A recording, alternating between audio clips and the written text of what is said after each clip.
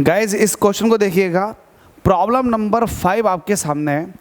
आपसे कह रहा है कि as shown in the figure, जैसे कि आपको फिगर में दिखा रहा है, a ray of light is incident at an angle of 45 degree. एक लाइट इंसिडेंट हुई है 45 डिग्री के एंगल पर और ए बी सरफेस पर हुई है, ये इतनी बात कह रखी है, और ये एक ट्रांसपेरेंट सरफेस है। हमसे कह रहा find the value of the minimum refractive index N.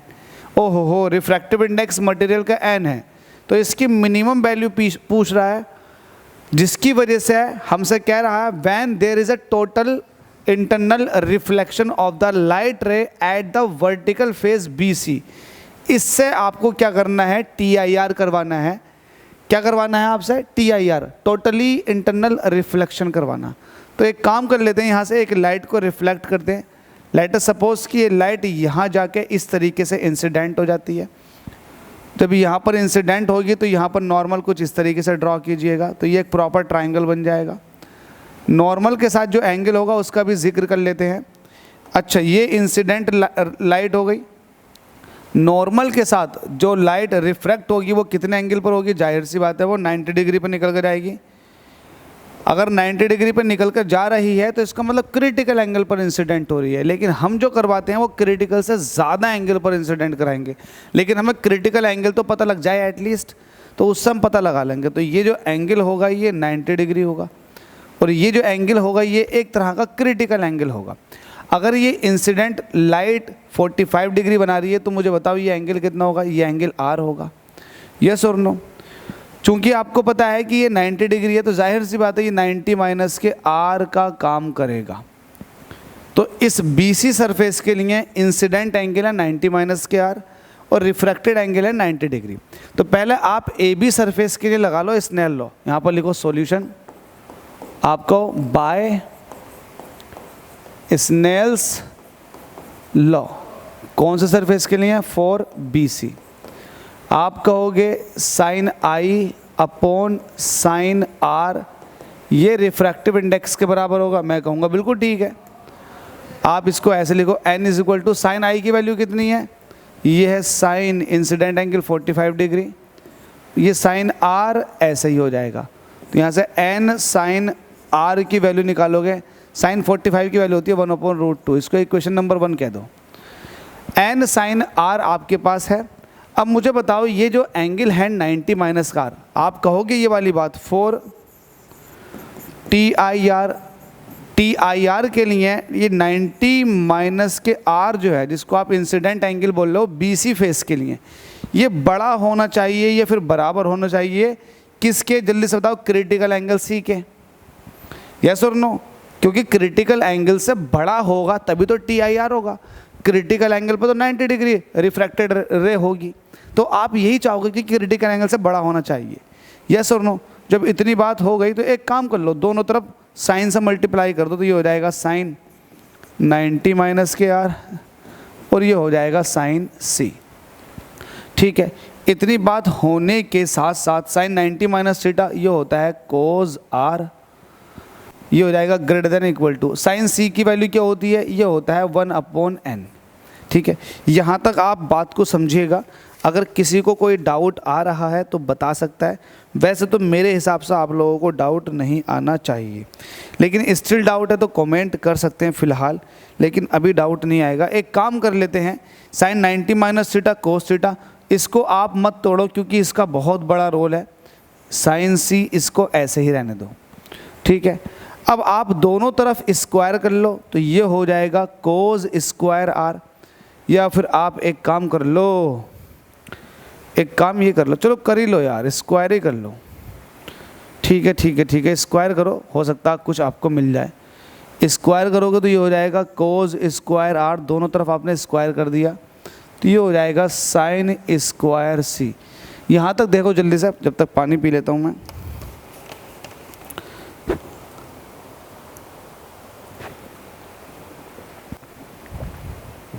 देख लो, प्यास लगने लगी, इतने सारे क्वेश्चन हो गए।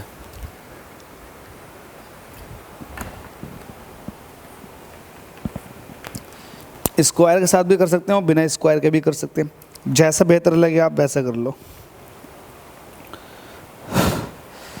स्क्वायर के साथ भी कर सकते हैं, बिना स्क्वायर के भी कर सकते हैं, ऐसे भी हो जाएगा। Cos R is greater than equal to sine C. अब आपको पता है कोज आर जो होता है ये होता है स्क्वायर रूट 1 माइनस के साइन स्क्वायर आर। ये बड़ा होना चाहिए, इक्वल होना चाहिए साइन सी के।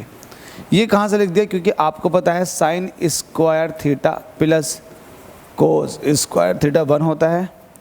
अगर यहाँ से मैं कोज स्क्वायर थीटा की वैल्यू निकालूंगा तो ये आ जाएगा 1 माइनस साइन स्क्वायर थीटा। वहीं अगर मैं कोस थीटा निकालूंगा तो ये हो जाएगा square root 1 minus sine square theta. वही तो कोस आर की जगह मैं कह सकता हूँ square root 1 minus sine square R. बिल्कुल सही है। अब एक बात देखिएगा, ये स्क्वायर रूट जो है इधर चला जाएगा, साइन स्क्वायर सी बन जाएगा। तो वो तो मैं आपसे पहले ही कह रहा था, दोनों तरफ स्क्वायर से कर लो या बिना स्क्वायर के कर लो। 1 minus sine square R, sine square R, इसको ऐसे रहने दो क्योंकि अभी यहाँ आपके पास n साइन आर की वैल्यू है। साइन स्क्वायर आर ये ग्रेटर देन इक्वल टू हो जाएगा, स्क्वायर रूट उधर जाएगा स्क्वायर में चला जाएगा साइन स्क्वायर सी।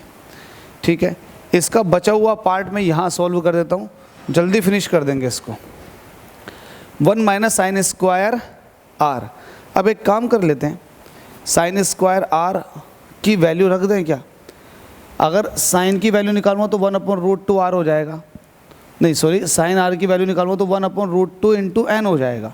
तो 1 माइनस साइन स्क्वायर आर, तो साइन स्क्वायर आर की वैल्यू कितनी हो जाएगी? 1/√2 इंटू आर, इसका स्क्वायर। ये ग्रेटर देन इक्वल होना चाहिए। अब मुझे बताओ, ये साइन सी चल रहा है, क्रिटिकल एंगल का फॉर्मूला क्या होता?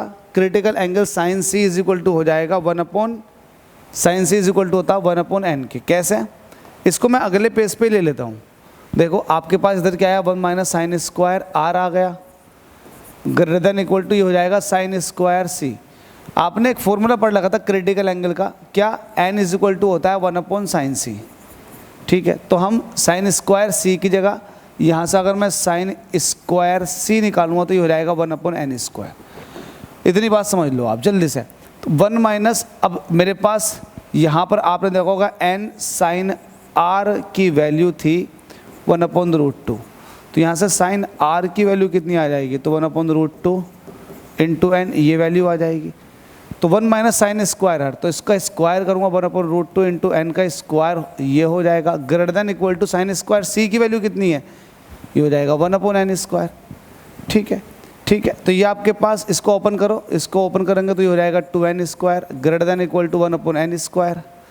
ये उधर पहुँचा दो 1 माइनस, अब 1 माइनस नहीं बचेगा, 1 greater than equal to 1/n square, ये उधर पहुँच के प्लस का 1/2n square. 1 greater than equal to, इनका एलसीएम ले लो, ये हो जाएगा 2n स्क्वायर। इनइक्वलिटी सॉल्व हो रही है, जल्दी जल्दी सॉल्व कर लेते हैं। n स्क्वायर से n स्क्वायर, यहाँ पर 2 आ जाएगा, प्लस 2n स्क्वायर से 2n स्क्वायर 1 बार चला जाएगा, 1 की 1 से मल्टीप्लाई 2, तो 1 greater than equal to 3/2n square. 2n square यहाँ मल्टीप्लाई में इस तरीके से, ये ग्रेटर देन इक्वल टू 3, यहाँ से n स्क्वायर निकालोगे ग्रेटर देन इक्वल टू 3/2 आ जाएगा। चूँकि मुझे n चाहिए तो n greater than equal to square root 3/2 आ जाएगा। तो यही पूछा था कि रिफ्रैक्टिव इंडेक्स की वैल्यू क्या होगी, तो ये बड़ी होनी चाहिए या बराबर होनी चाहिए स्क्वायर रूट 3/2 से। अब देखो बड़ी ही होनी चाहिए, क्योंकि अगर इक्वल हो गई तो सिर्फ आपका नॉर्मली आप ये कह सकते हैं कि क्रिटिकल एंगल पर इंसिडेंट होगी। चूँकि आपको क्या करवाना है, TIR करवाना है, तो वो वैल्यू बड़ी होनी चाहिए। तो होप सो समझ में आ गया होगा। 2023 के अंदर ये क्वेश्चन बना था BW के अंदर। स्टेट बोर्ड वालों बिल्कुल भी मिस मत होने देना, काफ़ी अच्छे समझाने की कोशिश की है, बहुत क्वेश्चन सॉल्व करवा दिए, गला सूख गया भाई। Thank you so much.